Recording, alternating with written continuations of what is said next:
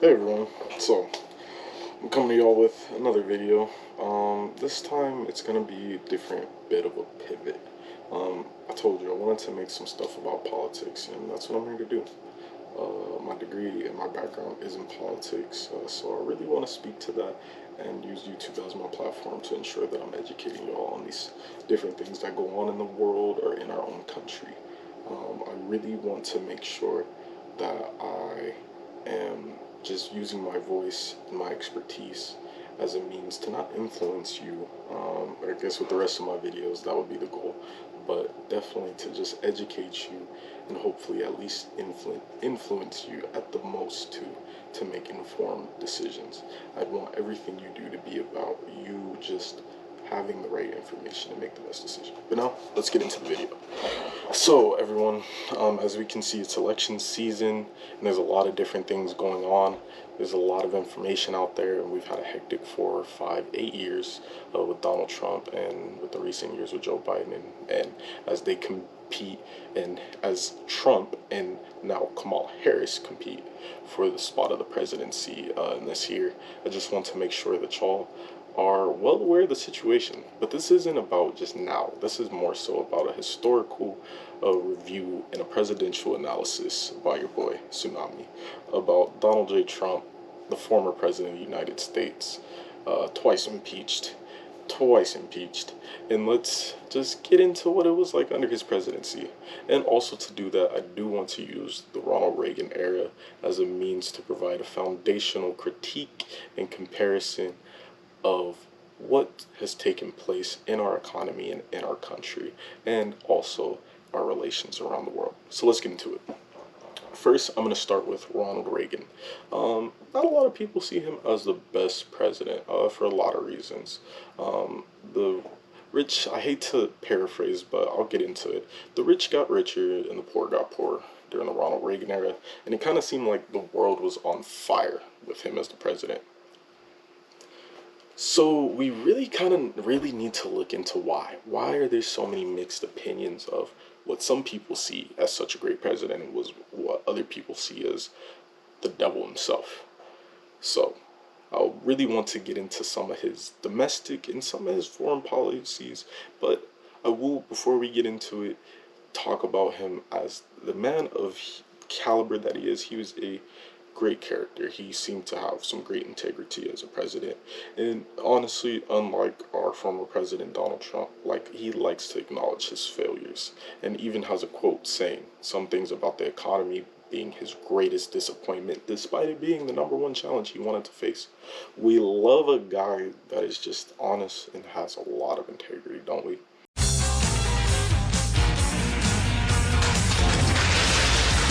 Whoa, dude. You thinking what I'm thinking? Yo, I'm gonna cut the gap. Yeah. I'm gonna get it. I'm gonna get it. I'm going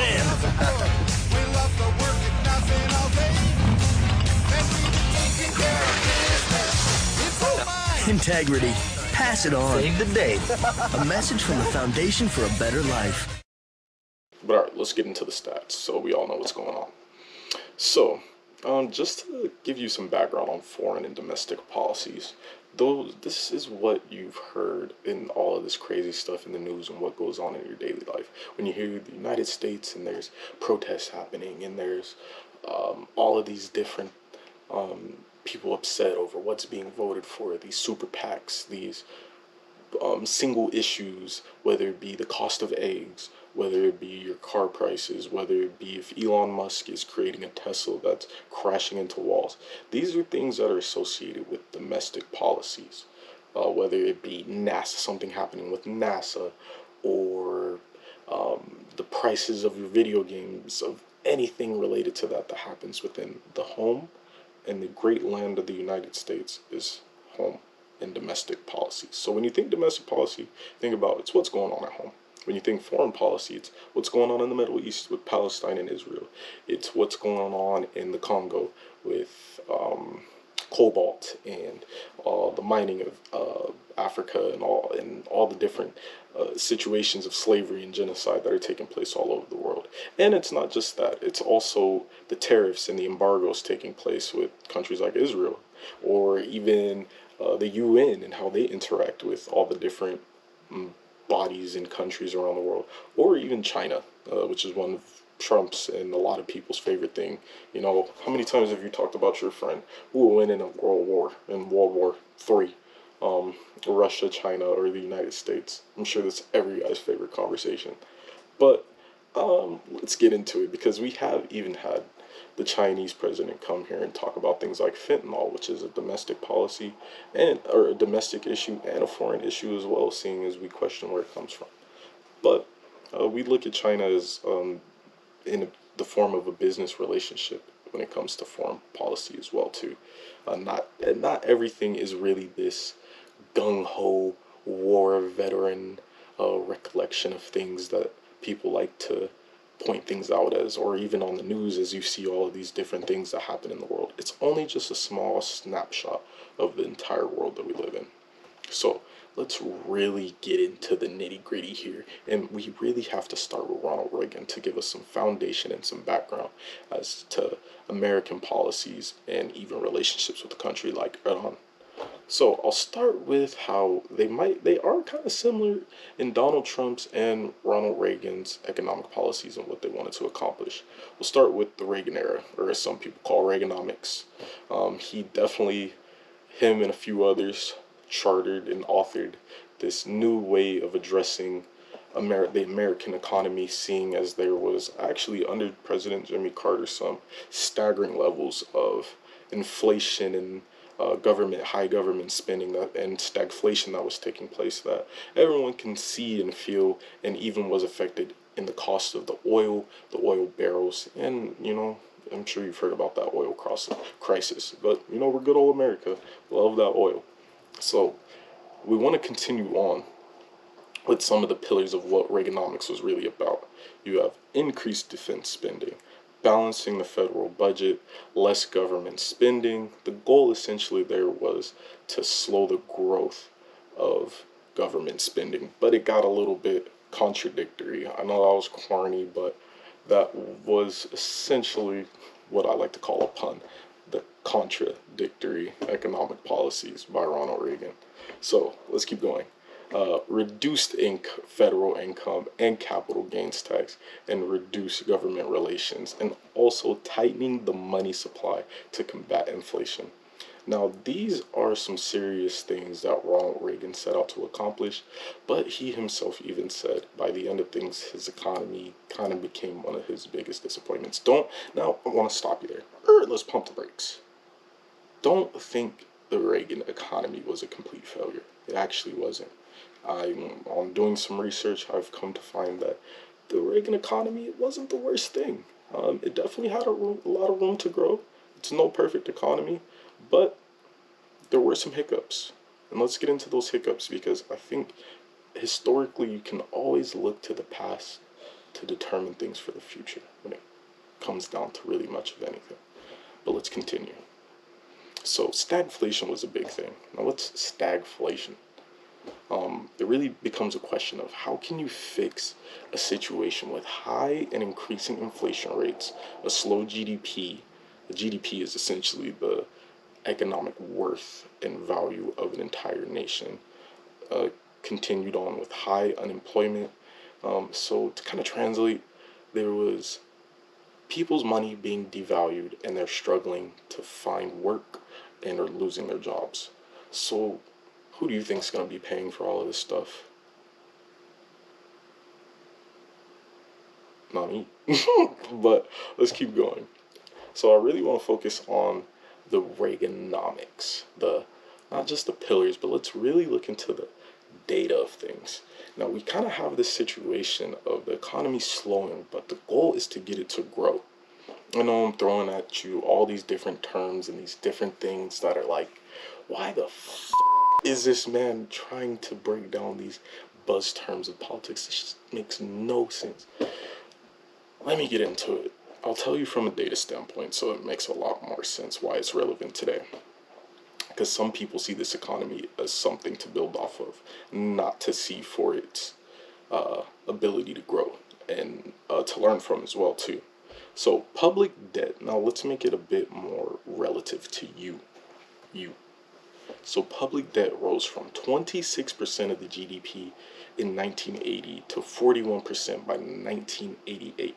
That means essentially the amount of people and the debt that they had doubled. Imagine having a credit card 8 years ago where you spent $20 and you only had $20 of debt, or say 200, I'm sure most people would, and now you have maybe 2,000, 12,000, $20,000 in debt that you can't pay back.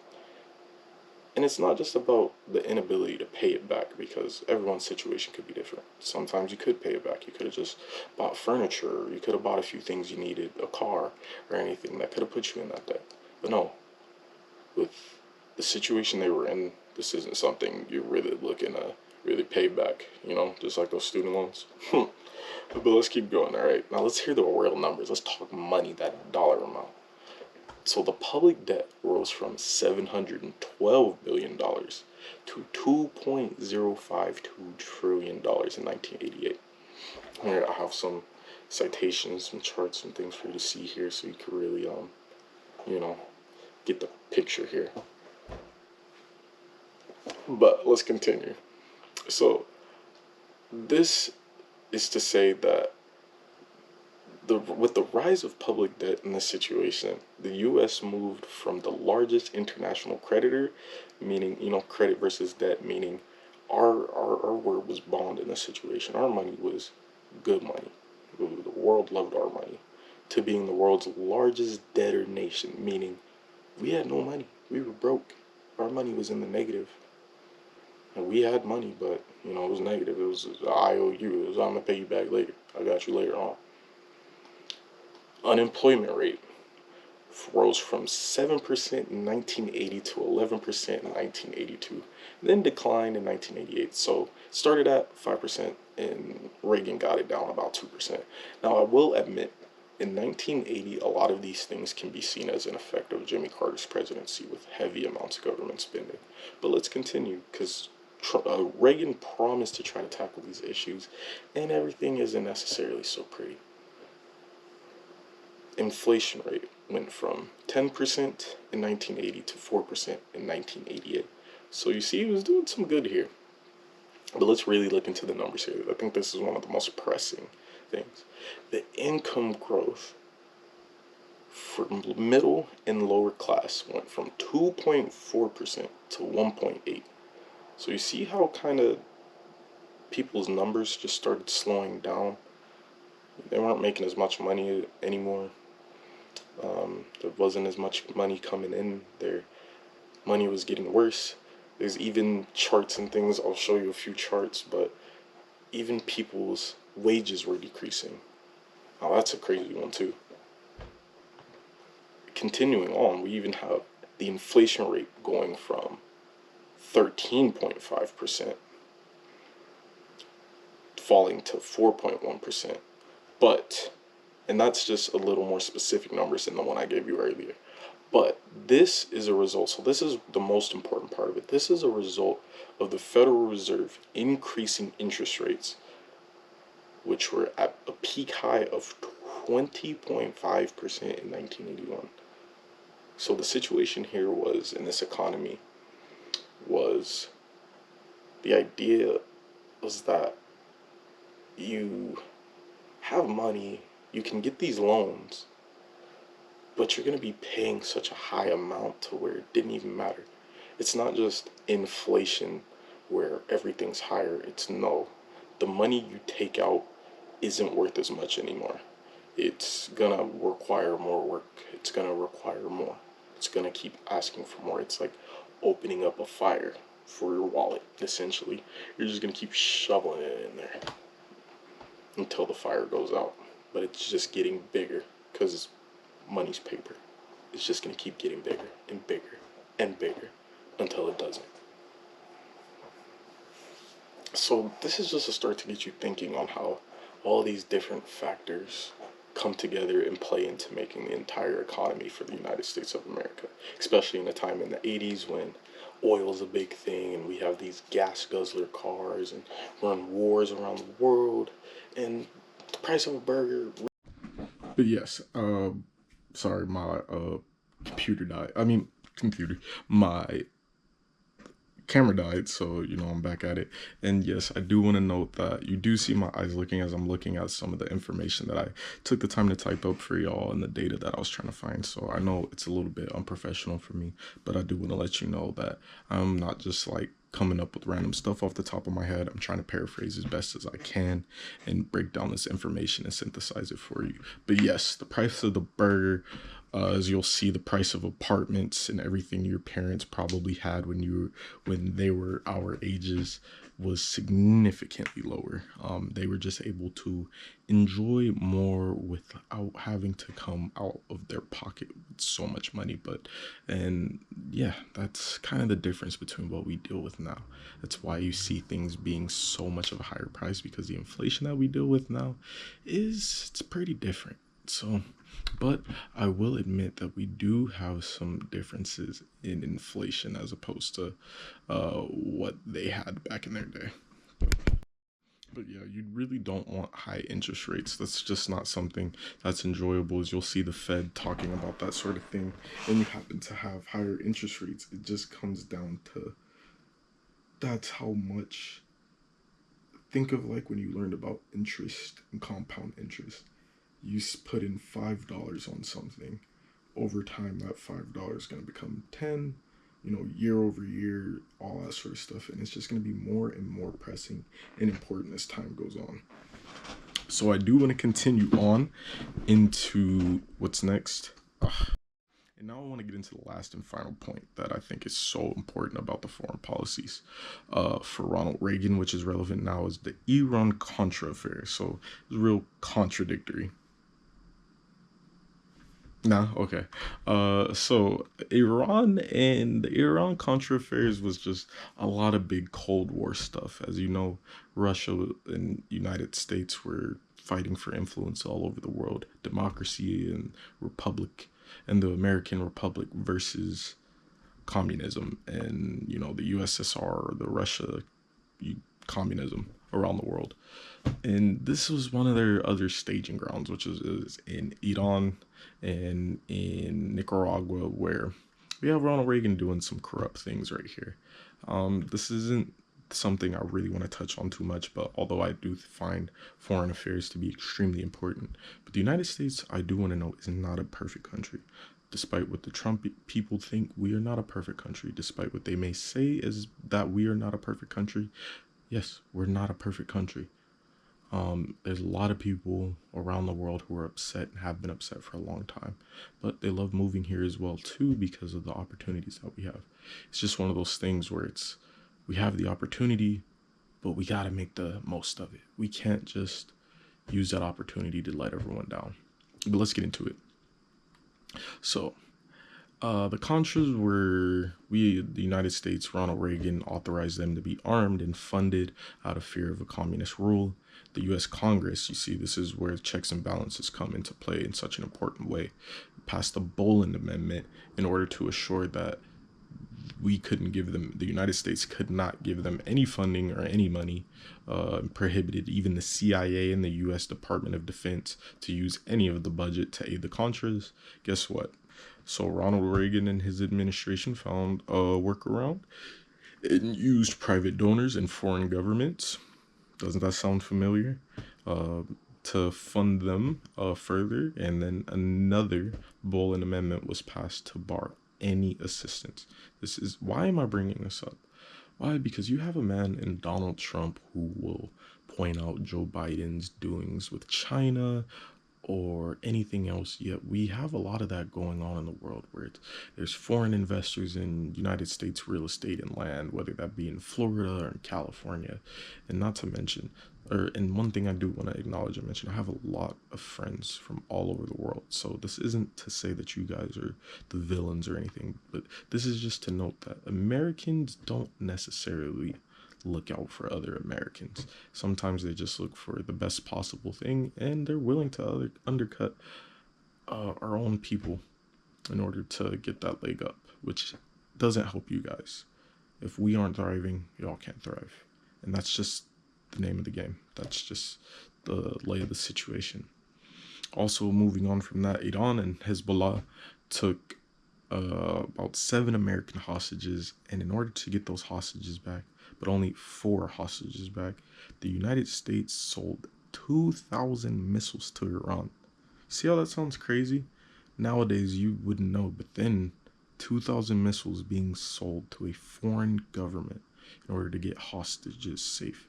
In a world where we grew up hearing there's terrorist threats all over, and they want to make sure our phones are safe, and there's bombings and all over the world.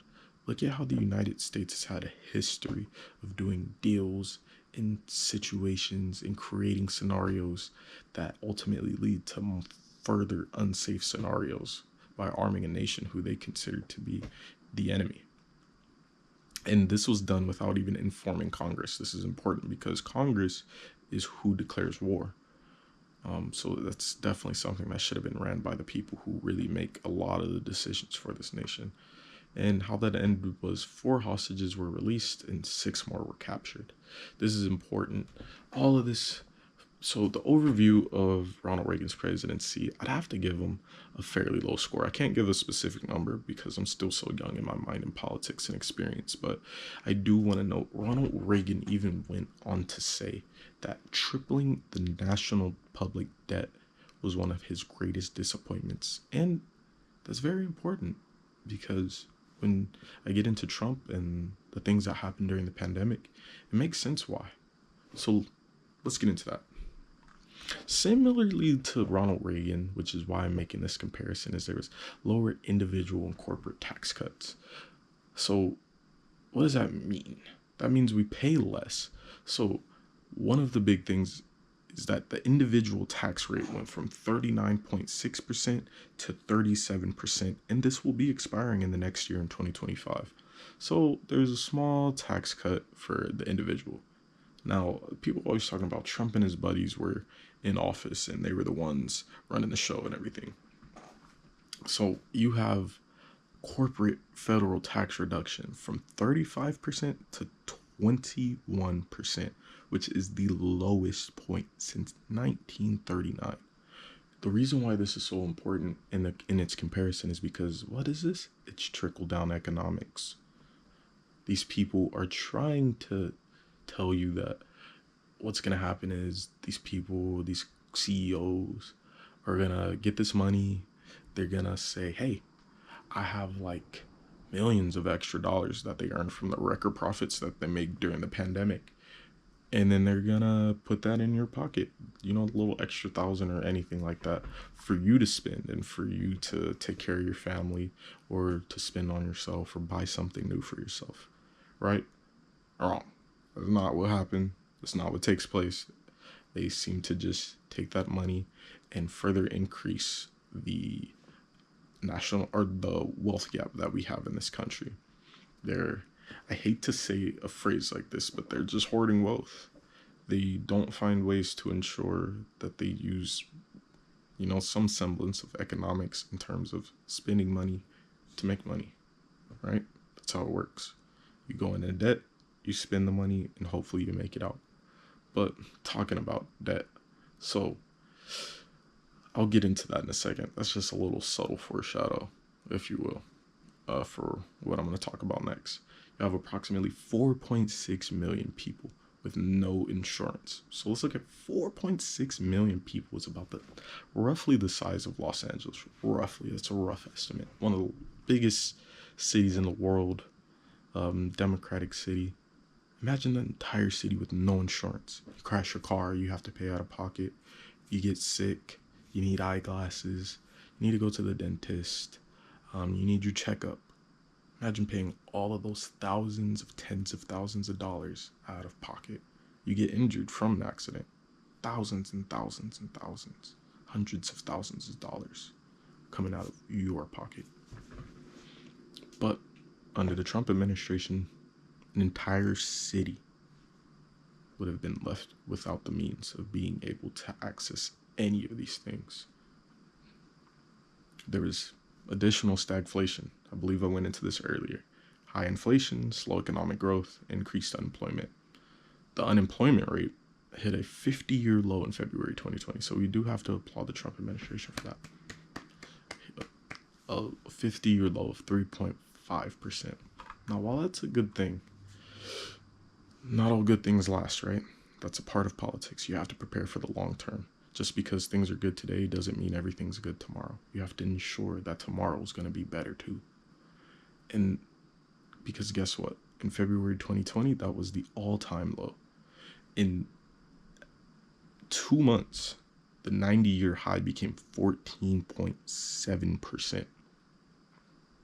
After only 2 months, the pandemic hit, and then there was a 2-month difference between the lowest unemployment, a seemingly great economy, to the worst possible unemployment we've ever really had in this country. And it matches, guess what? The Great Depression. He also signed the CARE Act at the time, which was economic stimulus that contributed to $3.1 trillion of the deficit. So you see how stagflation is starting to play out here? You have now an extremely high unemployment rate. You have increasing government spending, increasing government debt. And guess what? Under the Trump presidency, which ended at the time, was he left with 3 million fewer jobs in the U.S. So he left and less people were working. 3 million people. So, right, same thing. That 4.6 million people, now 3 million of those people in an entire size of a city just is gone. Dead. No longer working. And, it's like a meteor hit. Whereas like Transformers, when they crashed and the whole city's gone. And yeah, now no one's working. And he's the only modern U.S. president to leave office with a smaller workforce. Under his administration, there was an increased federal budget deficit by 50%, and national debt increased by 39%. So remember those Reagan numbers? Yeah, imagine that same thing happening here, right? About 41%, 39%, fairly close, right? And the debt to GDP ratio hit a post-World War II high. So all of these points, you can see how we have Donald Trump citing himself as having one of the greatest economies in the world and the greatest times of the world in the United States, and everything's flowing great and wonderful, and we live in the land of milk and honey. But I think it's full of and there really isn't any evidence to show that he's telling us the truth in that sense. Because we'll even go on to see, he even repealed, right, those 4.6 million people that were left without insurance. He's the one, under his administration, one of the first bills that he passed was repealing individual health insurance with the Affordable Care Act. And it mandated. Do you know what mandate means? I'll give you a second. Go on Google. This is good practice. Search up mandate. See what it means.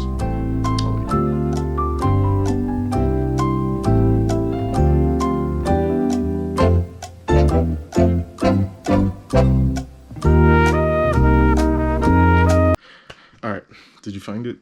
Yeah. So mandate means to enforce something, which is the president's job.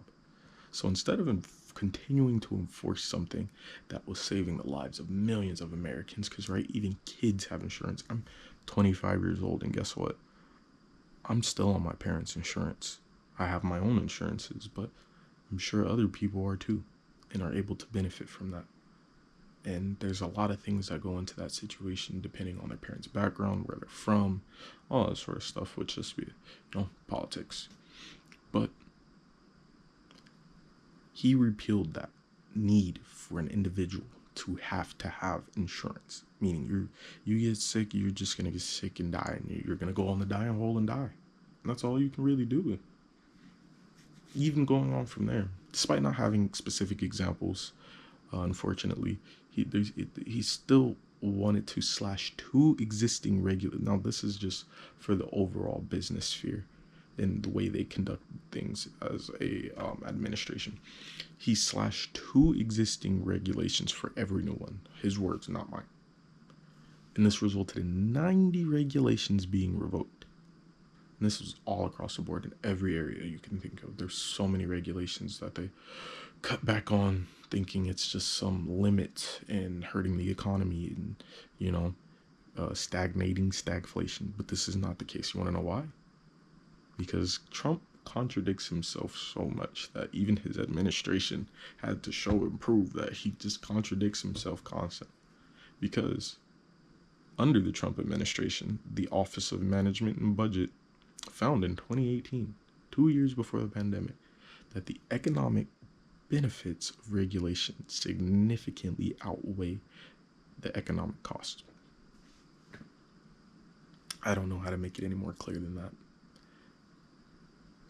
And they even went so far as to end the requirement that that nonprofits, political advocacy groups, and anyone that collects dark money would have to disclose the names of large donors to the IRS.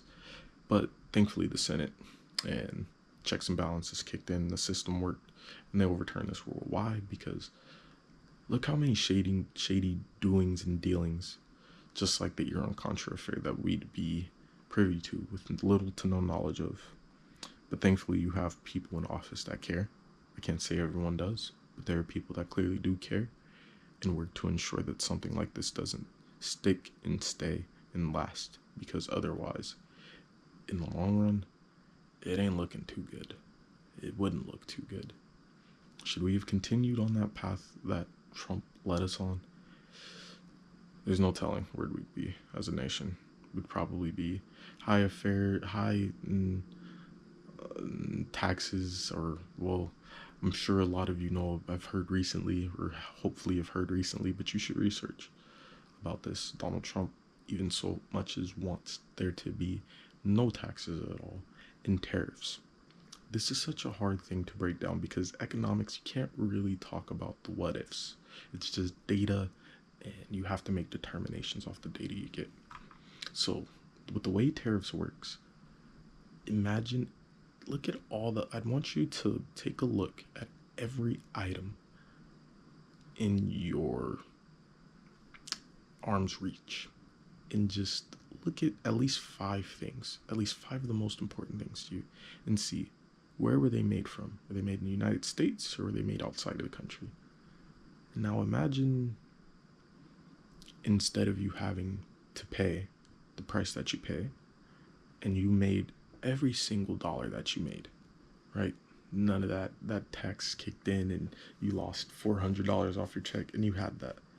Now imagine that $400 going to all those different items that you pay for, because they doubled, tripled in price and cost way more, because we're making sure that they're paying their fair share, or we're paying the proper amount for whatever you're seeking to purchase.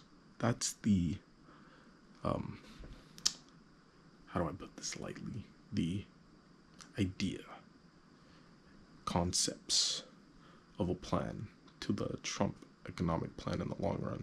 There really isn't any strict goals here, but just whatever sounds good and sticks to the common man and his issues throughout the day. Nothing that really answers to try and build and solve a lot of the things that we go through. Yes, it'd be great if we manufactured more things here in the United States, or even had better relationships with other countries, but that's just not the case. We have to build on those things. Nothing's going to change overnight, but with time and with effort, things can grow. Now, I do want to do a video on the Joe Biden-Harris administration and give a solid critique of them too, but that's kind of all I wanted to cover for right now. I hope you will do some more research and learn more about Donald J. Trump and his presidency, even Ronald Reagan and other presidents as well too, to get a better understanding and the truth behind the United States of America and how we do things economically in foreign, domestic, and abroad. That's all I have for today. This is the Tsunami Wave of Politics. I hope you enjoyed yourself. I hope you learned something, or thought of something, or even sparked an idea. And I hope this gets you a bit more caring about politics and wanting to participate in this beautiful nation that we call the United States of America, and our democracy and our grand old republic. Thank you for watching. Please like and subscribe, send it to a friend, and have a good one. That's all for now. It's your boy, as always, Tsunami. Oh, see ya.